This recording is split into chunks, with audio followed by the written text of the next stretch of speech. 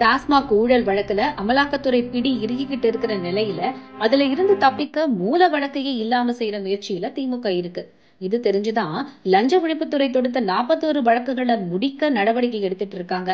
லஞ்ச ஒழிப்புத்துறை தாக்கல் செஞ்ச வழக்குகளை சிபிஐ விசாரணைக்கு மாத்தணும்னு பாளையங்கோட்டையை சேர்ந்த வக்கீல் வெங்கடாச்சலபதிங்கிறவரு சென்னை ஹைகோர்ட்ல கேஸ் போட்டிருக்காரு. இந்த வழக்கு நீதிபதிகள் GR சுவாமிநாதன், V லட்சுமி நாராயணன் ஆகியோர் இருக்கிற அமர்வுல விசாரணைக்கு வந்தது. அப்போ வழக்கை வேற விசாரணை அமைப்புகளுக்கு மாத்துறதுன்னா குற்றம் சாட்டப்பட்டவங்களுடைய வாதத்தையும் கேட்கணும்னு திமுக அரசோட தலைமை வழக்கறிஞர் வாதம் பண்ணாரு. இந்த வழக்குகள்ல டாஸ்மாக் நிறுவனம் தான் புகார்தாரங்கிறதால குற்றம் சாட்டப்பட்டவங்களை எல்லாம் வழக்குல சேர்க்கணும்னு அவர் சொன்னாரு. அப்போ குற்றம் சாட்டப்பட்டவங்களை எல்லாம் வழக்குல சேர்க்கிற வரைக்கும் வழக்கு முடிக்கப்படாதுன்னு உத்தரவாதம் தர முடியுமான்னு நீதிபதிகள் கேட்டாங்க.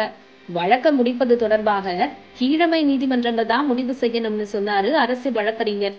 அப்போ குற்றம் சாட்டப்பட்டவங்களை வழக்குல சேர்க்கறதுக்கு 3 வாரம் அவகாசம் நீதிபதிகள் கொடுத்தாங்க. அதே நேரம் 41 வழக்குகளுடைய நிலை குறித்து அறிக்கை அளிக்க லஞ்ச ஒழிப்புத்துறைக்கு உத்தரவிட்டாங்க.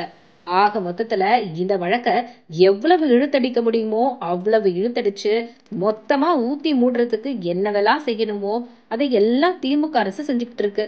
இந்த வழக்குகளை மூடிட்டா அமலாக்கத்துறையால நடவடிக்கை எடுக்க முடியாதுன்னு கணக்கு போடுது திமுக கவர்மெண்ட்.